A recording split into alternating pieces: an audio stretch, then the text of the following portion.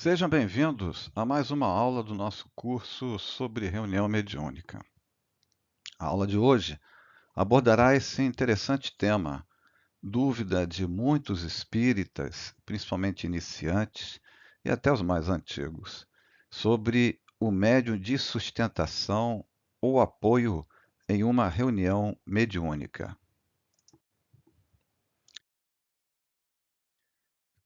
Por isso, nosso objetivo é compreender a importância do médio de sustentação ou apoio, como também é chamado, no auxílio aos médiuns psicofônicos, ao dialogador, aos espíritos necessitados e à equipe espiritual em uma reunião mediúnica, para sanarmos várias dúvidas existentes. Lembramos então os participantes encarnados de um grupo mediúnico. É constituído, conforme está aí a referência da nossa Federação Espírita Brasileira, e também consta no livro Diálogo com as Sombras, de Hermínio Miranda, dentre muitos outros livros, é constituído por um dirigente da reunião, por médiuns esclarecedores, dialogadores, doutrinadores, como se queira chamar, os médiuns ostensivos, os psicofônicos, os psicógrafos, aqueles pelos quais os espíritos se comunicam, e a equipe de apoio ou sustentação. Esse é o nome que varia muito, né? Equipe de apoio, sustentação, há quem também fale que são assistentes, mas a dúvida que fica para muitos é se essa equipe, né, que não, pelos quais os espíritos não se comunicam, se eles são médiuns.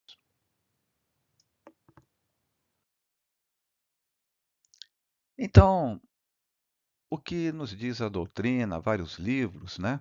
O médium de sustentação ele não foi visto por essa forma por Kardec. Kardec falava de assistentes. E a abordagem de Kardec sobre os assistentes, como ele chamava, não é a mesma que o Espiritismo que veio para o Brasil com auxílio com o upgrade que teve com André Luiz e muitos outros espíritos, passou a nos esclarecer sobre esses médiuns. É todo aquele que, por não apresentar a mediunidade ostensiva, funciona como dínamo de vibrações. O que é dínamo no dicionário? É uma máquina que transforma energias, para simplificar. Dínamo é uma máquina que transforma energias. E aí está dizendo, funciona como um dínamo de vibrações, ou seja, transforma vibrações. Que nós veremos isso adiante um pouco e numa aula específica sobre as energias num grupo mediúnico. Garantindo, de um modo geral, continuando aqui, a sustentação da corrente mediúnica por meio de pensamentos e sentimentos elevados, constituindo-se em grande auxílio dos dirigentes espirituais e por ser um ativador de correntes vibratórias. Lá está lá em cima sobre o dínamo, que se originam das orações e do pensamento edificado.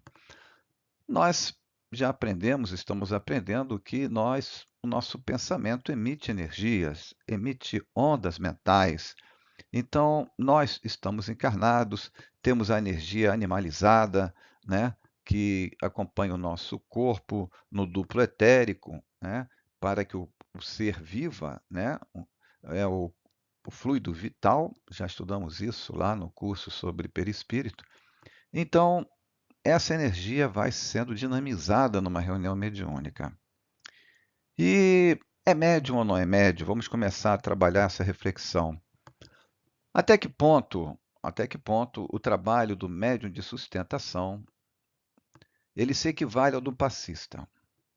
Ah, mas o passista, numa sala de passes, ele ergue as mãos, faz movimentos, ele tem atividade. Mas o passista, os espíritos não incorporam nele. Vamos continuar nossa reflexão. O médium de sustentação é médium? E aí vem Kardec, na nossa citação com o Livro dos Médiuns, né, como está transcrito aí. Todo aquele que sente, num grau qualquer, a influência dos espíritos é por este fato médium.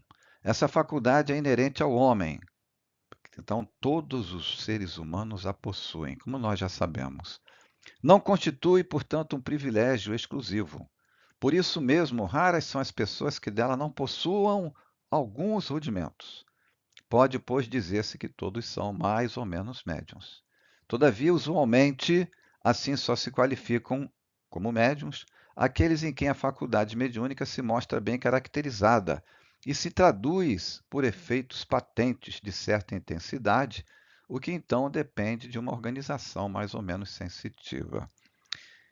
Nós já vimos em aulas anteriores que o homem é um espírito que possui um corpo e que participa de duas dimensões da vida, a física e a espiritual ou extrafísica.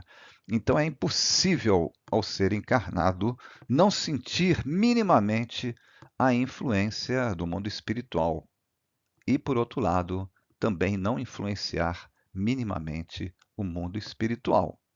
Tá? Então, André Luiz também vai reforçar o que Kardec coloca no segundo parágrafo. Ele vai dizer taxativamente que todos somos médiuns. Então não há como o médium de sustentação não ser um médium, apesar dos espíritos não se comunicarem por ele.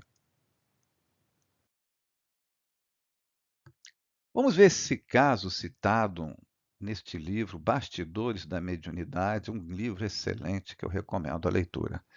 Vejam só, o nosso caso aqui tem por título: com a finalidade de ser esclarecido, um espírito muito revoltado é levado a uma reunião mediúnica.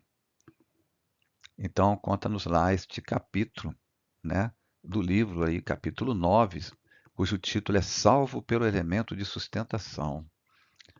As vibrações que continham Silva, o espírito manifestante, foram suspensas, e este, identificando a possibilidade de ligação espiritual, fez-se sentir intensamente. Né? Já que ele não podia se comunicar, ele ficou mais forte. Não entra em detalhe ali a escrita do livro, né?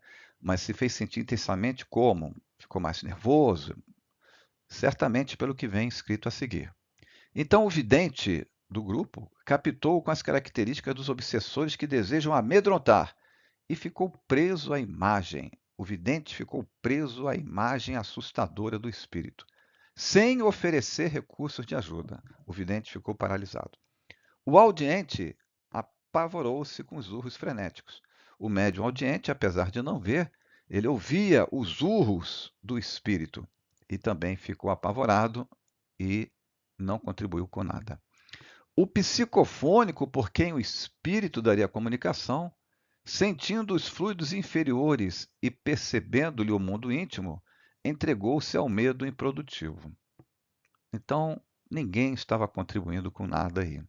Continuando, quando nos preparávamos para interferir, esse nós é a espiritualidade, a equipe espiritual, almejando a harmonia do trabalho, porque estava um caos, notamos que Dona Nair, que não era médium vidente, audiente, nem psicofônica, consciente da importância da sustentação na reunião, com vibrações amorosas, começou a irradiar poderosamente em benefício do agrupamento mediúnico. A psicosfera da sala mudava pouco a pouco. Em segundos, o translocado manifestante, né, envolvido por pensamentos fraternos, sentiu o contraste das vibrações, fraco, cessou os gritos e, sob a voz firme e enérgica do orientador espiritual, já que o espírito não se comunicou pelo médium, entregou-se aos socorristas como um doente mental. Conclusão da equipe espiritual: o trabalho foi salvo pelo abençoado, consciente e anônimo elemento de sustentação. Não é à toa que a equipe de um grupo mediúnico é constituída pelo dirigente do grupo, os médios ostensivos, os dialogadores e o médio de sustentação. Todos têm uma função no trabalho, todos são importantes. E esse relato e outros que nós vamos apresentar aqui comprovarão isso.